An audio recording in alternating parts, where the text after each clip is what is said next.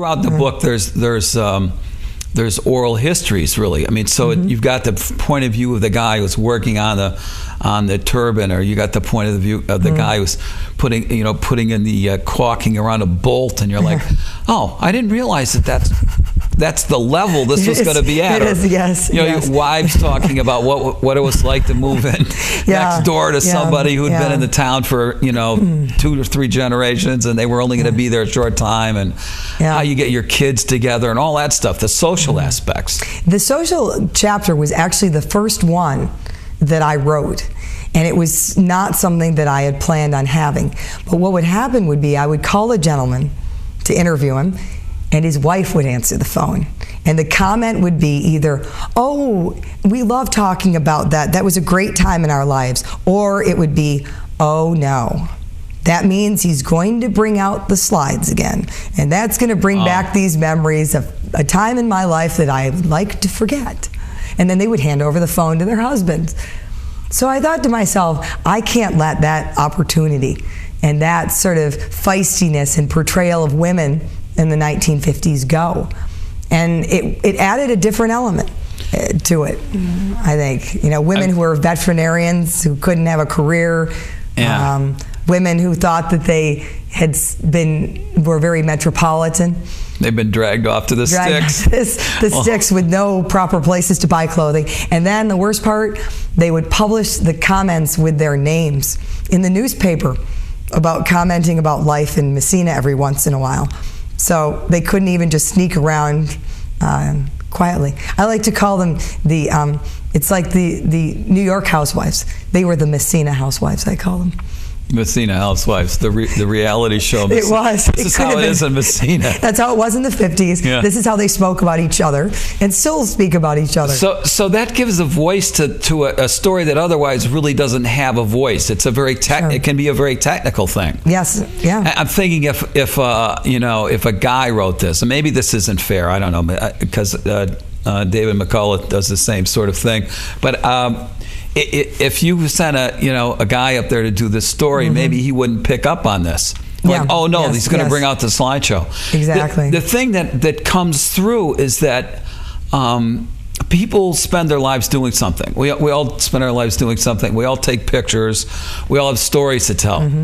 They're the most important things to us because as we get older, we realize this is my life. Yes, yes. And to be able to get someone to tell you the story of their life gives you the story of this huge project and this period in history. Yeah, and it was an experience. I mean, I've had emails from grandchildren who had absolutely no idea that that's what their grandparents had done.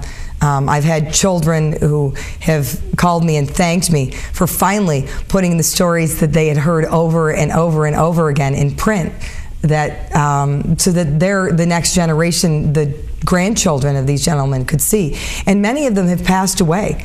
And so that is, I've had letters from not only the living, but from the widows saying, you've memorialized someone for me. In a way that if you hadn't gotten to them at the time that you did would never have happened. So to me, that was the rewarding part about this book. It wasn't getting another book published. It was being able to do something for these 53 people that no one in 50 years had bothered to do. That takes real insight. I mean, on your part, to realize what you're dealing with. Yeah.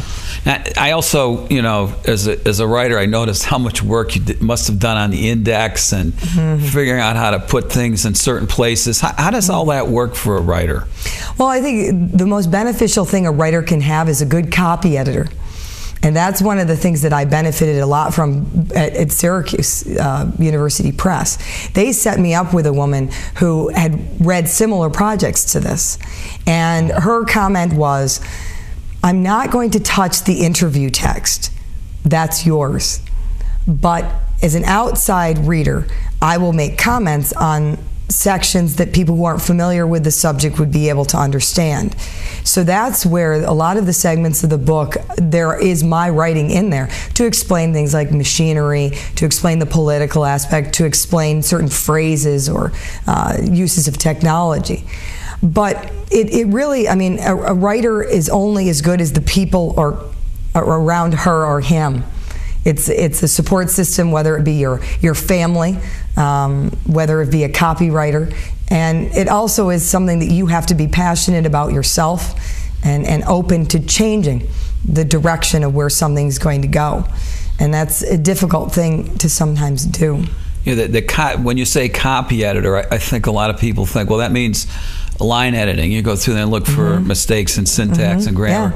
Yeah. That's important, but it's the big stuff that I think people don't understand. Is that the comment on a whole chapter? How does this sequence work? Yes. Why are you putting this here? It's very difficult because for me, having interviewed these people and having to have done all the background reading, I knew exactly what was going on. So what I needed to do was, I not only needed to do the research and do my own writing, but I also had to transcribe all of the interviews and try to make them fit. And if they didn't fit, then I had to completely rework, and I did. I reworked chapters probably 10, 15 times. I changed the content, where the interviews were, all of that, the chapter sequence. So it was almost like putting a jigsaw puzzle together and then figuring out the pieces don't fit and then having to rearrange it. So it was more difficult than my first book, which was all me. This was something a completely different beast, I like to call it. Yeah, I think the tough part about a book like this is figuring out how you're going to tell the story of what you know without making it about you. Exactly, and that's why I transcribed the interviews first, looked at all of the material that I had, and then moved that around. And then tried to move it around, and then tried to figure out what information I needed to put in there, whether it be introductory or in between. But I really let the interviews drive the book. And a lot of the stuff, unfortunately, isn't in there due to my 500-page limit. Yeah, it's that.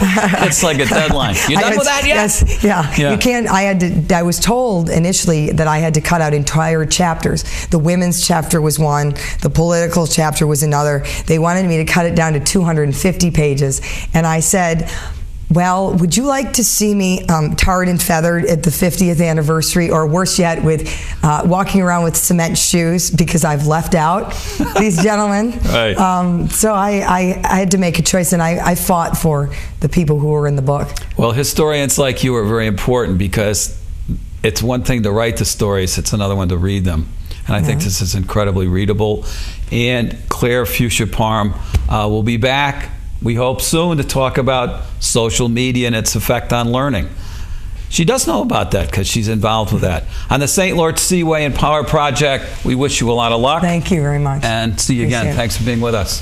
Thank you for being with us.